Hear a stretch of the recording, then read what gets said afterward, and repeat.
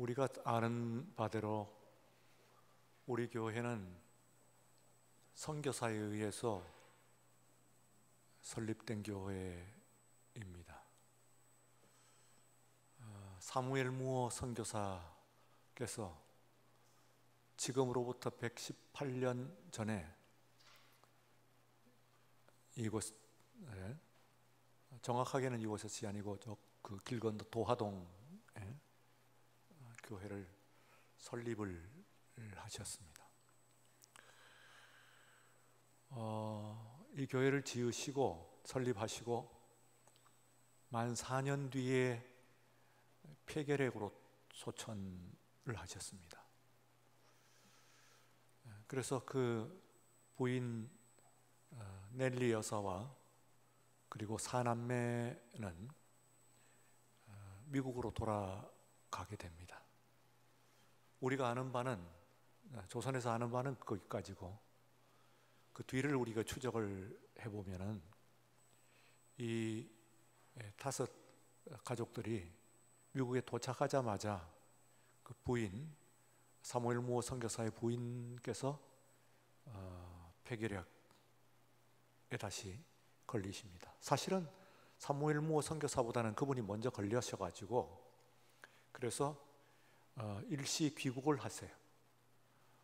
마침 미국에서는 그 당시에 다른 나라 같으면 그건 뭐 살아날 길이 없고, 미국은 그 당시에 뭐 세계의 가장 그 선진국, 또 가장 부유한 나라여서 페니실린이라고 하는 것이 나와 있습니다. 폐결핵의 특효약이죠. 그래서 이 페니실린 치료를 받고 나으셨어요. 그리고 한국으로 다시 사명을, 미션, 사명을 쫓아서 오셨는데, 그리고 우리 교회를 지으셨는데 다 안 나으셨던 것 같아요, 사실은. 혹은 그 사이에서 선교사께 그것이 감염이 되어 가지고 그래서 피를 토하시면서 순교를 하십니다. 그리고 이제 말씀드린 바와 같이 나머지 가족들이 미국으로 돌아가게 되는데, 그 미국의 동부에 있는 뉴저지라고 하는 주가 있습니다. 뉴욕을 포함하고 있는 주죠. 뉴저지라고 하는 아주 아름다운 그런 주입니다. 하도 아름다워서 그 주를 지금도 가든 스테이트라고 합니다. 가든 스테이트, 정원주다, 정원주라고 하는 이름을 가지고 있는 그런 겁니다. 예를 들어서 일리노이 하면은 그러면 링컨 스테이트 그럽니다. 이제 아브라함 링컨 미국 대통령이 그곳에서 이제 활약을 했던 근거지라고 해서 링컨 스테이트. 각 주마다 그런 이름들이 다 있어요. 고유의 이름. 그런데 바로 이 뉴저지는 가든이라고 하는 이름을 가지고 있습니다. 정원이라고 하는 이름. 지금도 그 정원 같은 곳이 그대로 남아 있는데, 이 미국으로 그 다시 귀국하시자마자 그 여사께서 폐결핵에 다시 도지십니다. 일이 그렇게 되자 슬하의 4 자녀를 거둘 길이 없어서 이 자녀들을 한 곳에, 한 집안에서 맡을 수가 없게 되었어요. 언니를 위시해 가지고 각 친척 집에 하나씩 다 맡깁니다. 4명이 뿔뿔이 흩어지는 거죠. 그래서 이후는 그 4명의 자녀가 완전히 장성할 때까지 결코 만나지를 못해요. 떨어져서. 미국이 또 워낙 큰 나라니까. 넬리 여사는 그곳에서 죽습니다. 그 요양소에서. 그 요양소를, 폐결핵 요양소를 제가 가봤는데 굉장히 아름다운 언덕 이렇게 넘어가는 아주 아름다운 언덕 그 입구 안에 들어가 보진 않았고, 여기다 하는 스쳐 지나가면서 지금도 그렇다고 그러면은 그 옛날에 얼마나 그 시골, 그야말로 칸출이죠. 안에 들어있는 세상과는 완전히 단절된 그런 요양원, 폐결핵 요양원에서, 그 당시 무서운 병이니까 일반인과 섞이지 않게 하기 위해서는 완전히 격리된 그런 격고지에서 쓸쓸히 그 남편을 그리워하고, 그리고 또한 그 애타게 내 자녀를 찾으면서 돌아가십니다. 그래서 우리는 지금 그 사무엘모 선교사의 순교만 생각을 합니다만, 실제로는 이제 그 부인의 순교, 그리고 헌신, 희생, 이걸 우리가 생각을 하지 않을 수가 없어요. 나아가서는 그 자녀들까지 해서 그 일가족이 그야말로 이 조선 선교 그리고 우리 교회를 위해서 그렇게 완전히 헌신을 하셨다 하는 것을 우리가 생각을 해야 됩니다. 오늘 그 여성 이야기가 나와요. 요한 복음에서는 4장, 8장, 12장. 무슨 얘기입니까? 4장마다 4, 8, 12장마다 한 사람의 다른 복음서, 아니 복음서뿐만 아니라 다른 성경의 어느 곳에도 나타나지 않는, 한 번만 나타나는, 그러나 매우 중요한 역할을 하고 있는, 요한복음에 나타나고 있는 여인인데 매우 중요한 역할을 하고 있는 3명의 여인이 나타납니다. 우리가 보았던 대로 4장에서는 수가성에서 사마리아 여인이 우물가에서 예수님을 만나는데, 그저 스쳐 지나간 것이 아니라 굉장히 중요한 그런 의미 있는 만남을 가지게 됩니다. 그 주제는 여성의 삶이었습니다. 사실은 여성으로서의 어떤 참 그 서러운 그런 삶, 사마리아인으로서 유대인에게 차별을 받고, 그리고 또한 여성으로서 남자에게 차별을 받고, 또한 같은 여성 중에서도 기구한 삶을 살았기에 또한 다른 여성들로부터 차별을 받는 그런 한 사람의 여성이 바로 그 우물가, 그러니까 메타포 얘기했죠. 산이라고 하는 것은 메타포로서 남자를 가르치는 것이고, 우물이라고 하는 것은 메타포로서는 여성을 가리키는 것인데, 그 여인이 지금 거기에 2가지의 메타포가 나옵니다. 남자는 남자대로 저 산, 이 산 하면서 그 나오고, 남자들의 그 세계는, 남자들의 세계가 뻔하죠. 이 산이냐 저 산이냐, 산 중에서 누가 높으냐 낮으냐, 그 2가지로 남자들의 사고방식, 가치관, 남자의 본질, 이것이 뭐 뻔합니다. 모든 남자들을 만나보면 남자는 이 산이냐 저 산이냐, 어느 학교 나왔냐, 어디 출신이냐, 네 편이냐 내 편이냐, 그 다음에는 누가 높으냐 낮으냐, 이 2가지를 가지고 남자들은 잣대를 가지고 상대방을 평가하고 그것을 위해서 무진장애를 쓰고 있습니다. 오늘 신문지상에 나오는 모든 문제들이 다 산의 문제, 남자들의 문제에 다 그것으로 요약되는 그런 것이라고 얘기할 수가 있습니다. 한편에 있어서는 우물이라고 하는 것은 그건 여성을 나타내는 메타포로서, 또 그 여성의 문제는 그 깊이의 문제입니다. 가슴 속 문제죠. 겉으로의 이쪽 저쪽의 문제가 아니고 가슴이 문드러지는 거예요. 우리 한국말로 이야기하면 한이라고 하는 이야기는 하는 표현을 하는데, 뭐 우리나라만 한이 있겠어요. 여성이라고 하면은 그 사람, 혹은 우물은 분명히 있는데 심지어는 물건을 그릇도 없다, 닿지 못하는 곳이다 하는 그런 그 가슴의 문제, 이런 것들이 이제 예나 지금이나 여성이 존재하는 한 그것이 여성의 문제로 나타나고 있습니다. 그래서 예수님께서 한 사람의 다른 어떤 복음서, 다른 서신서에다 심도 있게, 그렇게 예수님께서 심도 있게 여성을 만난 적이 없어요. 그렇게 심도 있는 깊이의 대화를 한 적이 없어요. 근데 너무나 그 장에서 깊이 있는 그런 대화를, 폐부를 찌르는 그와 같은 그 대화를 해 주십니다. 그런 의미에서 그것은 그 여인 한 사람의 대화가 아니었고, 오늘 이 자리에 있는 모든 여성들, 어떤 의미에 있어서는 우리들도 모두 또 뭐 여성이 남성이라고 해서 여성성을 가지고 있지 않은 것은 아니니까 다 그 문제에 우리가 공유하고 공감하고 그리고 공유하는 그런 문제다, 그렇게 생각할 수 있습니다. 4. 다시 이번에 8장으로 가게 되면은 다른 한 여인이 나타납니다. 말씀드린 바와 같이 마찬가지로 요한복음에 나타나고 있는 그런 여인입니다. 그래서 간음 현장에서 붙잡혔어요.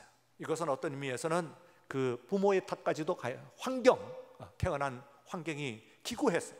그리고 살아온 삶의 그 모든 과정이 너무나 기구하기 때문에 자신의 신체를 하나의 상품화할 수밖에 없는, 그걸 누가 좋아가지고 하겠어요.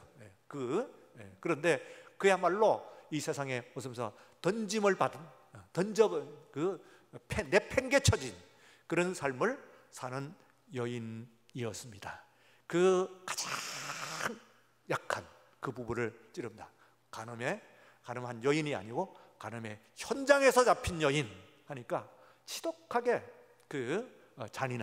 잔인의 극치죠. 그 여인의, 그러면서 그 여인으로서는 잔인의 극치이면서 동시에 그야말로 인권과 그 여인의 존엄성, 여인의 존엄성을 넘어서 가지고 한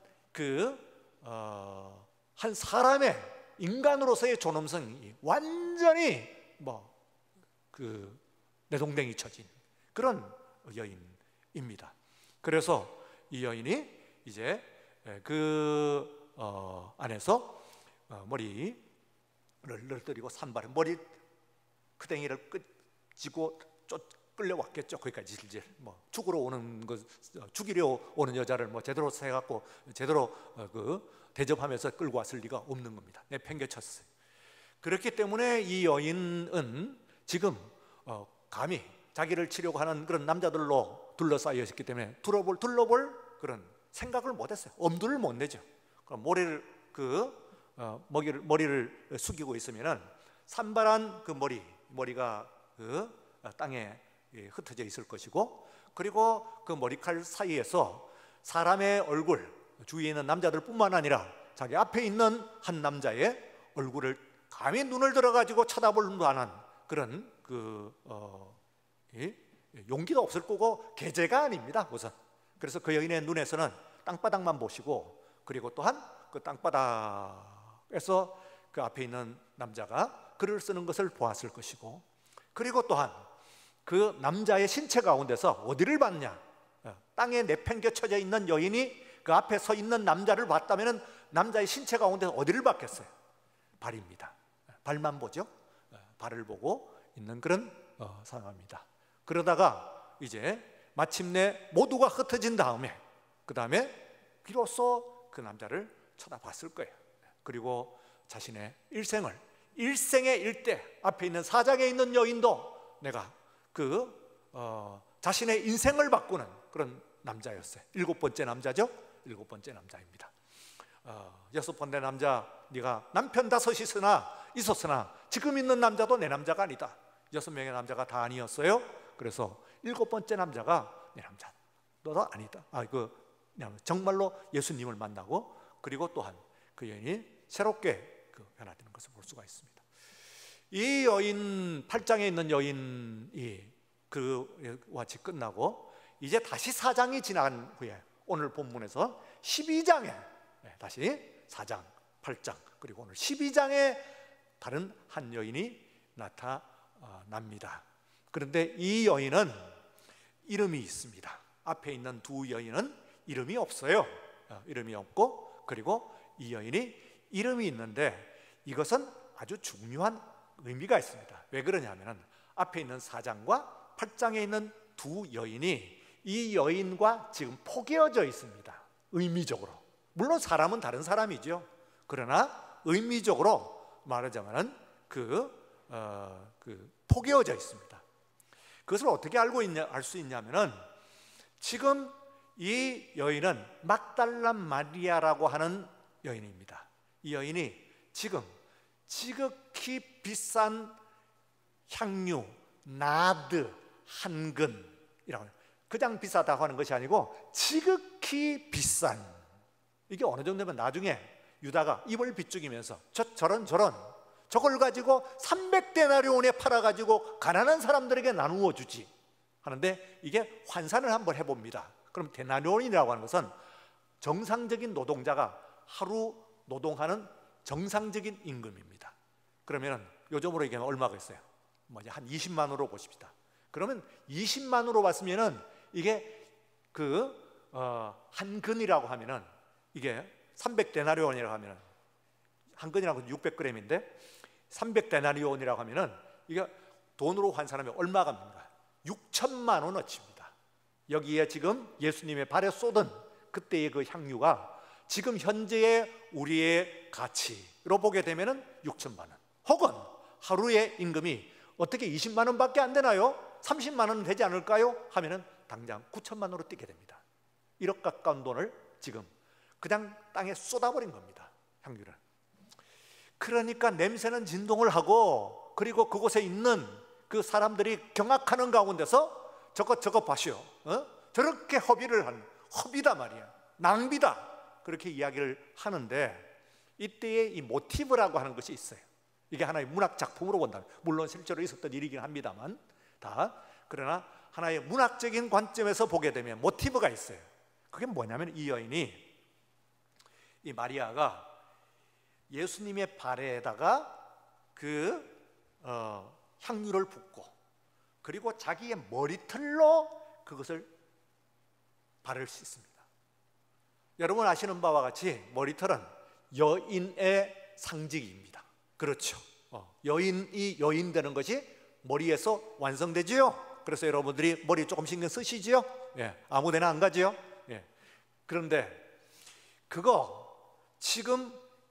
근데 이 여인이 지금 예수님의 발 앞에 엎드려 있고 자기의 머리털로 예수님의 발을 본다고 하는 이 풋 모티브라고, 발 모티브, 이것이 지금 8장과 같이 겹쳐져 있는 부분입니다. 그렇죠.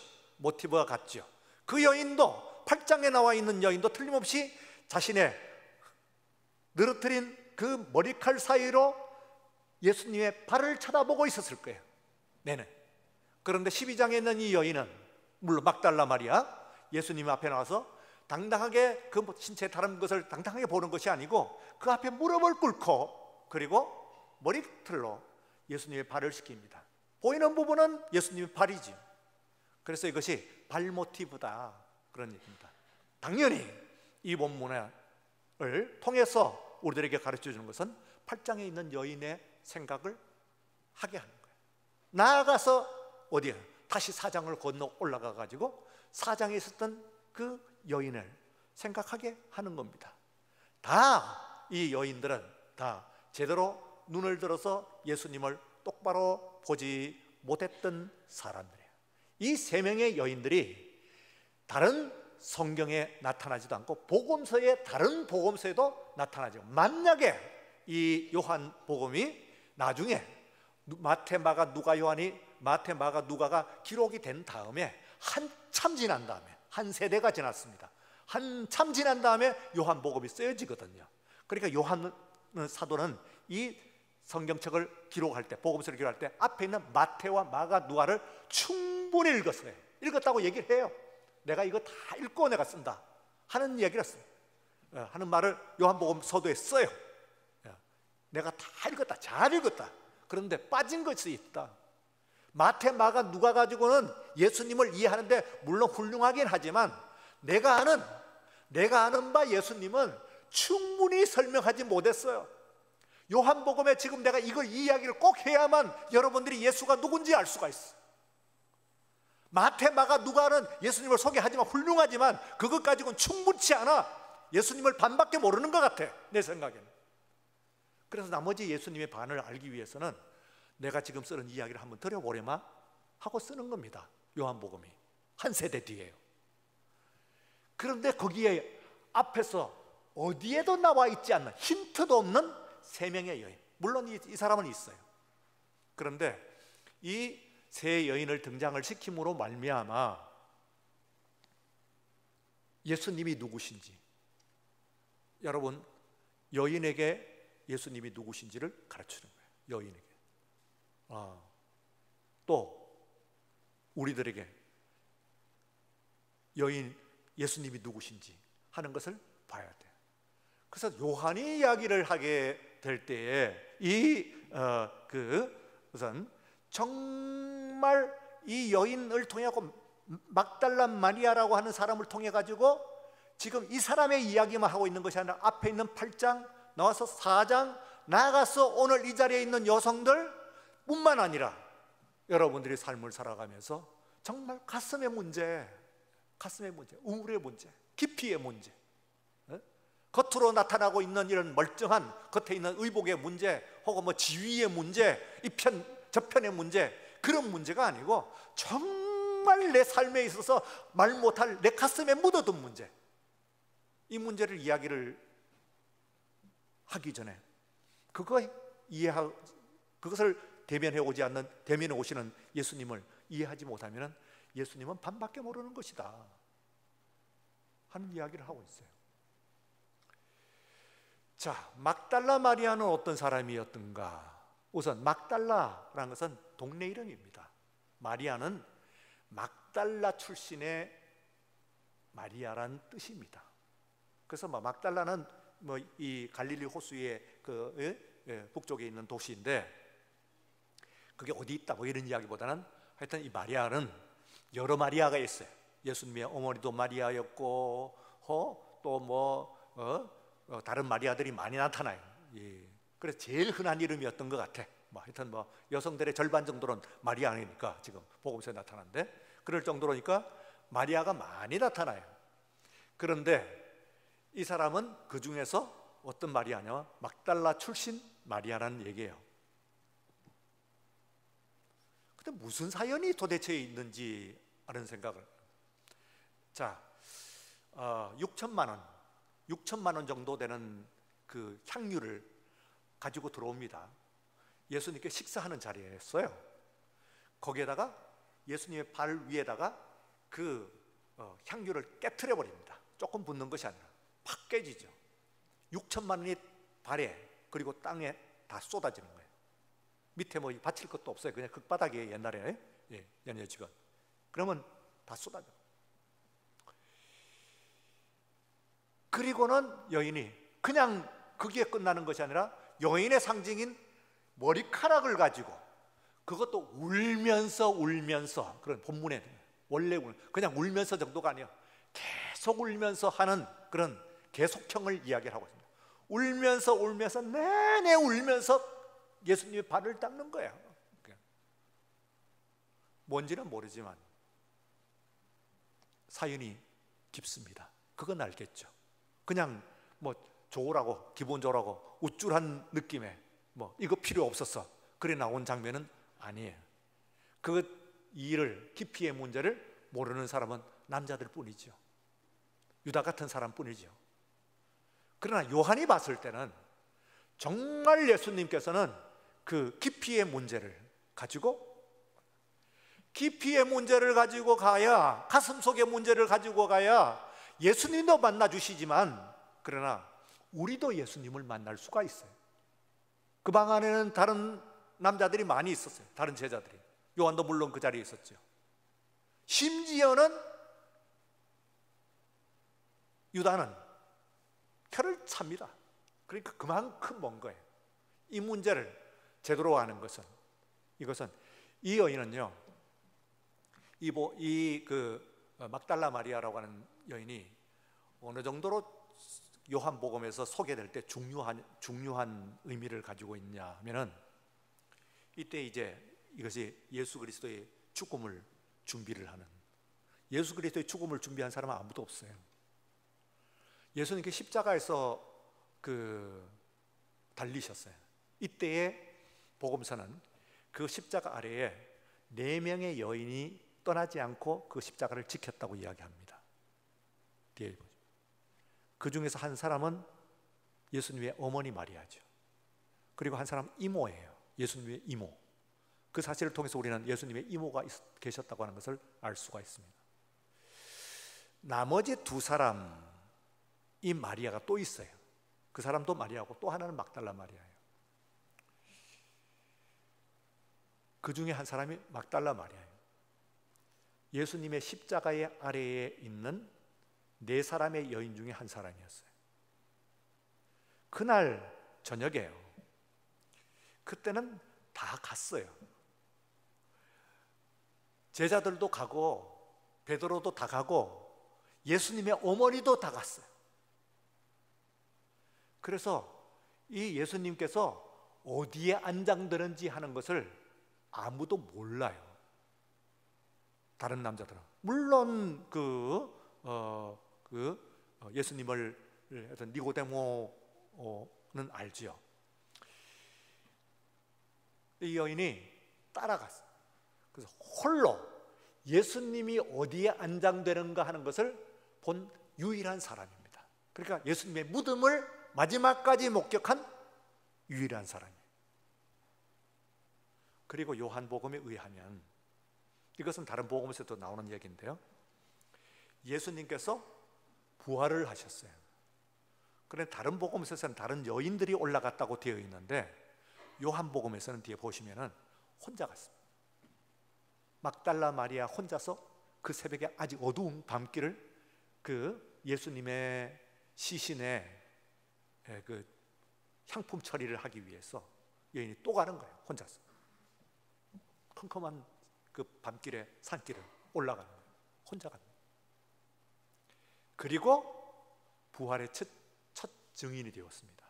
이게 얼마나 중요하냐면은 기독교는 부활의 종교입니다. 여러분 이제 지금 오면 성탄절 다가옵니다. 성탄절은 기독교가 성립이 됐는데 몇백 년 뒤에 만들어진 절기입니다. 알겠죠? 몇백 년이에요.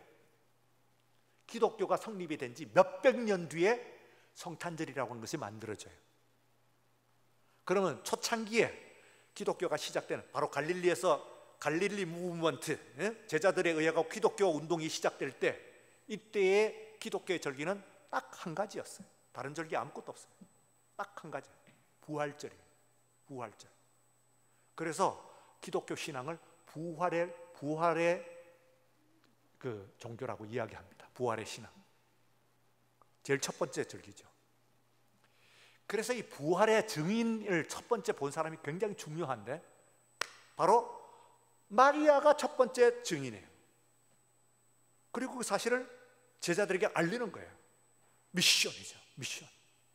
예수님의 부활을 처음 증언하는, 처음 봤을 뿐만 아니라 처음 증언하는 그런 그 사람이에요. 뿐만이 아니에요. 예수님께서 이 땅에 40일을 계셨다가 승천을 하셨어요. 승천하는 데가 저 갈릴리도 아니고 예루살렘도 아닙니다. 어디라고 성경은 이야기하냐면 베다니라고 하는 장소를 지명을 하고 있어요.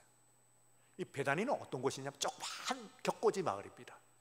몇십 호 되는 그런 조그만 격고지 마을이에요. 크기가 문제가 아니에요. 문제는 그곳에 막달라 마리아의 집이 그곳에 있었다는 뜻이죠. 그러면 예수님께서 마지막으로 승천하신 곳도 바로 마리아와 관련이 있거든요. 자, 이렇게 보면은 예수님께서 십자가 준비를 합니다. 예수가 십자가의 현장입니다. 그리고 무덤에 들어가실 때, 부활하셨을 때, 그리고 그 사실을 알리고 그 다음에 승천하실 때, 이 모든 것의 유일한 증인이 누구냐? 그건 마리아예요. 굉장하죠? 이쯤 되면 거의 중요한 뼈대가, 프레임이 마리아라고 한 여인을 통해 갖고 이루어지고 있는 것을 볼 수가 있습니다. 이 사람이 갖고 있는 요한복음에서 나타나는 분량으로 보면 얼마냐고요? 베드로 다음입니다. 인물로 보면 베드로에게 할당된 분량, 절수, 장절수 말고는 그 다음에 마리아가 많습니다. 굉장하죠. 자, 이 여인이 이렇게 중요한데, 승천한 이후에 기독교 신앙은 이렇게 됩니다. 우리가 여러분들 가지고 있는 성경책은 시간적 구분을 좀 하면은 복음서가 있죠. 그건 이제 예수님의 말씀과 사역. 그 다음 그 뒤에 사도행전이 있어요. 바로 이어갖고 나오는 거예요. 그리고 나올 부분대로 그 뒤에 있는 뒷부분은요, 서신서와 겹쳐요. 그러니까 서신서에 뭐 말하자면은 앞에 있는 서론이라고 얘기할 수가 있죠. 대전제죠. 그래서 그 뒤에 있는 많은 서신들을 읽을 때 우리들은 사도행전을 참조를 해봐야 돼. 레퍼런스를 글로 가야 돼. 자꾸 로마서를 읽으면서도 사도행전, 고린도서를 읽으면서 사도행전, 데살로니가서를 읽으면서 사도행전, 에베소서를 읽으면서 사도행전, 다 사도행전으로 가야 돼. 왜? 그 모든 것이 사도행전에 다 기록되어 있기 때문에. 한 권이지만. 그러니까 이게 어디에 들어있냐, 어떤 상황에서, 어떤 맥락에서, 어떤 중앙에서 지금 나오냐 하는 것을 알기 위해 갖고는 그 서신과 함께 사도행전을 반드시 읽어야 돼. 그래서 사도행전이 그렇게 중요한 거예요. 그 다음에는 지금 말씀하신 종종 이 서신들이 쭉 있습니다. 마지막에 한 권을, 이것은 현재에 있는 일어난 역사적인 것을 요약도 하지만은 마지막 일어날 사건들, 마지막 때, 그것은 미래예요. 요한계시록이 있습니다. 그러면은 예수님 당대의 복음서들, 그리고 사도행전은 전체적인 총론, 그리고 또한 그 뒤에 강론으로서의 각 많은 서신서들, 그리고 마지막에 일어날, 미래에 일어날 그 요한계시록, 이렇게 시간적인 구분으로 이렇게 되어 있어요. 우리가 갖고 있는 신약 성경 27권이요 그렇게 되어 있다고요. 그런데 제가 이제 그걸 뭐 총론을 좀 여러분에게 말씀을 드리려고 하는, 굉장히 중요한 성경 연구에서 굉장히 중요한 그 관점 하나가 있습니다. 이 중요한 마리아가 복음서에, 특히 요한복음에서는 그야말로 그 여인을 통해 가지고 십자가고 부활이고 승천이고 뭐 전부 그 여인을 통해 갖고 이루어지고 있는 이 중요한 인물이 뒤에 사도행전부터 시작해서 단 한 줄도 안 나와요. 한 줄도 아니고 한 단어도 아니에요. 마리아 맞자도 안 나온다 그 말이에요. 안 나와요. 이 여인이 사라지는 거예요. 그래서 이건 너무 이상한 거예요, 성경 연구자들한테서는. 그야말로. 그래서 이걸 가지고 퀘스천, 미스터리, 혹은 뭐 레전드, 별거 갖고 있다. 맥달린 퀘스천, 막달린즈 퀘스천 그러기도 하고, 어떤 책은 또 The Legend of 마리아 막달린, 이런 표현을 씁니다. 그러니까 왜 이 퀘스천이다, 미스터리다, 또 레전드다, 이 의문이다, 질문이다, 신비다, 혹은 전설이다, 이런 얘기를 왜 쓰냐 하면, 이렇게 중요한 인물인데 어떻게 해가지고 갑자기 승천 이후에 맞자도 안 나오냐 이 말이에요. 완전히 사라진 거예요. 뭐 죽었으면 죽었다고 이야기라도 해야 되는데 그런 얘기도 없고 아예 없는 거예요. 그래서요, 이것은 이제 말하자면 또 문학적으로, 이것은 문학적, 이때 문학적이라고 하는 것은 지어냈다는 뜻이 아니에요. 효과적으로 그런 문학적인 효과가 있는 것이지. 그야말로 예수 그리스도와 삶을 같이 언제나 그 앞에, 예수님의 발 앞에 섬기고 말씀을 듣고, 그리고 그분이 위험할 때 십자가에 달렸을 때 그 앞에 가고, 그리고 또한 무덤을 확인하고, 부활 새벽에 그 무덤을 가고, 이렇게 했던 그 여인인데, 이 여인이 갑자기 사라지는 이 문학적 효과가 있어요. 어떻습니까? 갑자기 시시해졌나?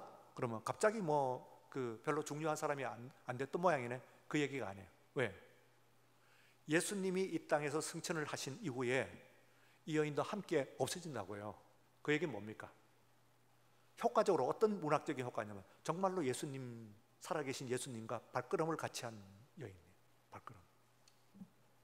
그래서 온갖 상상력이 다 일어났어요. 어디서 프랑스에 어디 가고 선교를 하다가 그 다음에는 마지막 동굴에 들어가가지고 몇백 일을 300일을 기도하고, 그리고 마침내 죽었다 하고, 어떤 경우는 또 에베소로 가가지고 요한과 함께 갔는데, 심지어는 요한의 부인이 되어가지고 마지막까지 그 선교를 했다고 하는 이야기도 하고,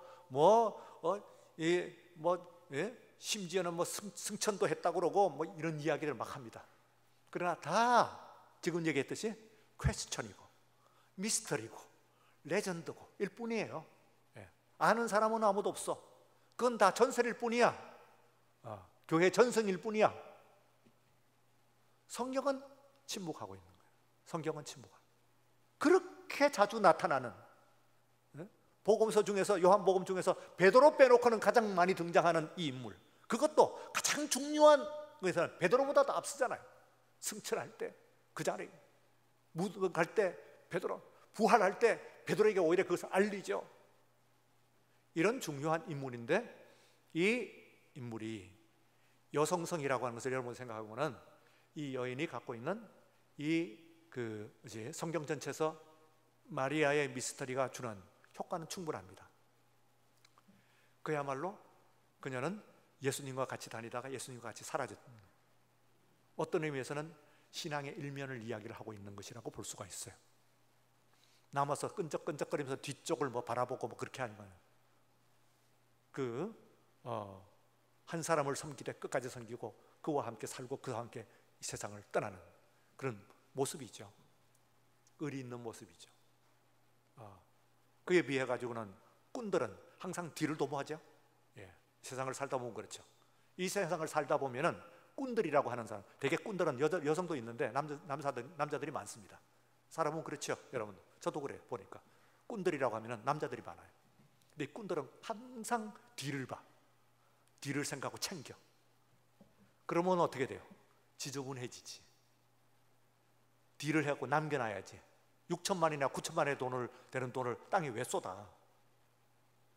유다의 말이 맞지. 남겨놨고 뒤를 봐야지. 폼나게. 사회 사업을 하든지 뭘 하든지 하여튼 폼나게 해야 돼. 그게 꾼들의 세계예요. 유다는 전형적인 꾼이에요. 그런 계산 안 나와요. 그냥 헌신만 있을 뿐이요. 이 헌신이 어떤 계산에 전혀 들어있지 않는 순수한 헌신이요. 왜? 어떻게 해서 이런 헌신이 가능했나 하는 것을 우리가 오늘 다시 한번 되짚어보는 것으로 말씀을 정리하겠습니다. 어떻게 해서 가능해요? 다시 이 여인에게서 우리는 뭘 본다고요? 12장에 있는 이 여인을 통해서 8장, 4장 그 여인들 다시 한번 떠올려 보세요. 어떤 사람들이었나? 그 사람들이 계산을 했겠어요? 캘큘레이션, 인생의 계산을 했겠냐고요. 주군을 섬기는 데 있어서 계산을 할까요? 어떤 유익을 도모할까요? 아니요. 살면 같이 살고 죽으면 같이 죽고, 위에서 먼저 죽으면 그래서 좋고, 돈 다 날리면 날리는 것이고, 이것이 허비면 허비도 좋고, 망신당하고 치부를 드러내는 것은 그래도 좋고. 왜 그러냐 말이에요. 속을 뒤집어서 만져주시니까 그렇지. 속을 뒤집어서. 꾼들은요, 속을 가립니다. 그리고 명분을 만들죠. 내가 말이지 명분을 만들죠. 끊임없이. 그럴듯하지. 왜 저걸 가지고 6천만 원, 9천만 원에 팔아가지고 가난한 사람들에게 나누어 주지 않느냐? 이거보다 더 좋은 명분이 어디 있어요? 그렇죠. 그거 하지 말라는 얘기가 아닙니다.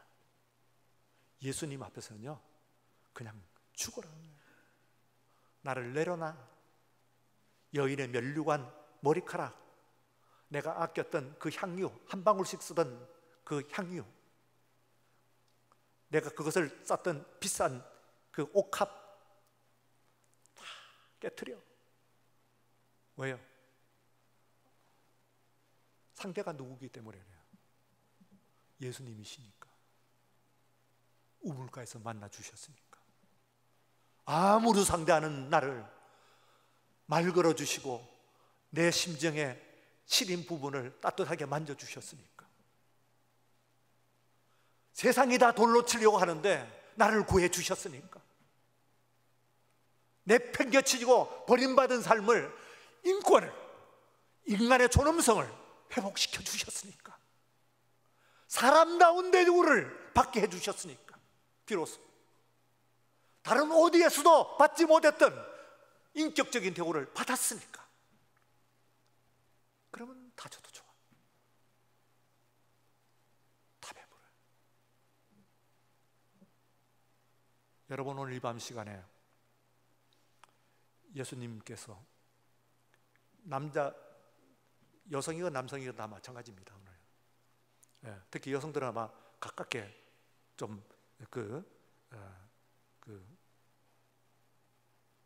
가슴에 부딪힌 수도 있어요. 한은 아무래도 더 있으니까. 어쨌든 우리가 살면서요, 참 사는 거 힘드시죠? 억울하시죠? 답답하고 분하시죠? 안 그래요? 그렇던데요. 그거 다 알아주던가요? 가까운 사람이, 심지어는 남편과 아내라도, 사장에 의하면 남편과 아내라도 알아주던가요? 그 여인의 방으로 들어온 수많은 남성들이 그 침상에서는 얼마나 좋은 말로 이야기를 다 내뱉었겠어요. 그거 다 거짓말이거든. 어느 하나도 그냥 진실된 말이 없이 그릇된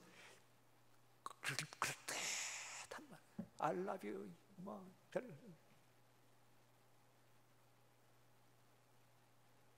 여러분을 I love you 하던 그 말이 정말 진심인 줄 아세요?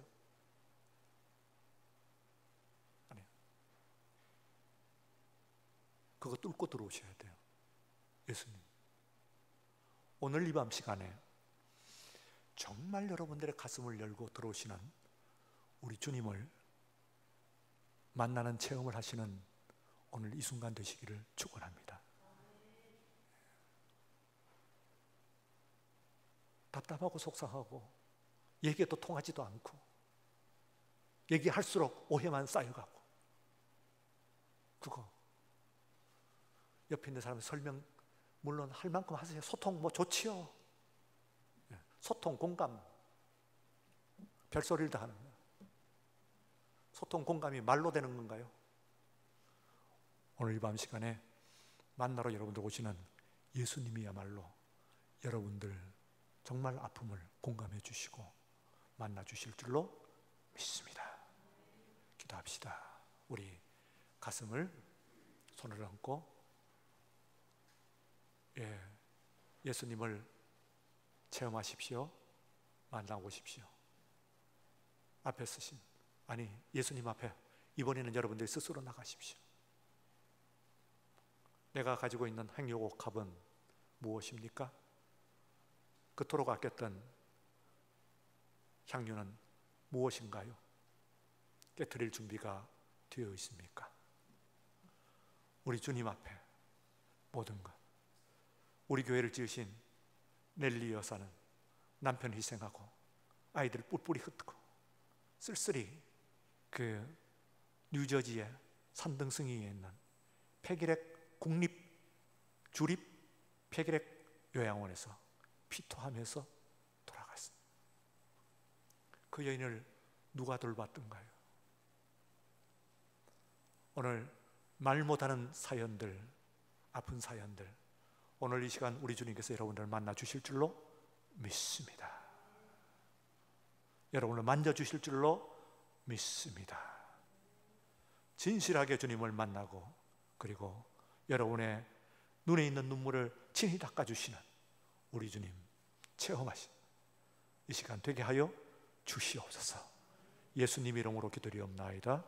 아멘. 지금은 우리 주 예수 그리스도의 은혜와 하나님 아버지의 사랑하심과 성령의 감동하시고 충만하심, 이 밤에 주 없이는 못 삽니다. 아니, 주님만이 나를 이해하실 수가 있습니다.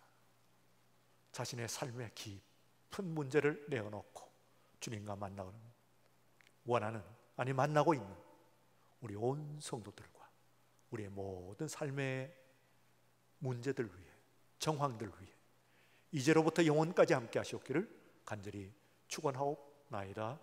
아멘.